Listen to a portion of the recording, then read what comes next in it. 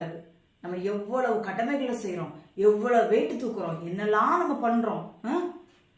1 மணி நேரம் தேவ சமூகத்துல இருந்து கரங்களை 2 கரங்களை வானத்துக்கு நேராய் விரிக்க சொல்றார் ஆண்டவர். முழங்கால்களை திரும்ப நிமிர்த்துங்க.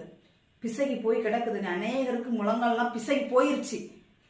ஏன் அப்படின்னா இந்த நாட்கள்ல அப்படி ஆக்கிட்டாங்க, ஊழியக்காரங்க அப்படி ஆக்கிட்டாங்க. என்ன ஆக்கிட்டாங்க அப்படின்னா, உங்களுக்கு வருத்தமா இருக்கிறீர்களா, எங்களிடத்தில் வாருங்க, நான் உங்களுக்காக ஜெபிப்பேன்னு சொல்லி அநேக நாட்கள் வீட்டில் ஜெபிக்கிறது கிடையாது, முழங்கால் நிற்கிறது கிடையாது.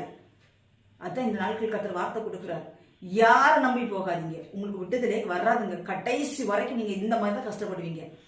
முதல்ல நீங்க உங்க முழங்கால முட்டக்குங்க. தளர்ந்த கரங்களில் வானத்துக்கு நேராய் விரிங்க. பிசகி போய் கிடக்கிற முழங்கால நிமிர்த்துங்க. தேவனுக்கு சமூகத்துல நிமிர்த்தி நின்று ஜெபம் பண்ணுங்க. முடமா இருக்கிறது பிசகி போகாமல் சொஸ்தமா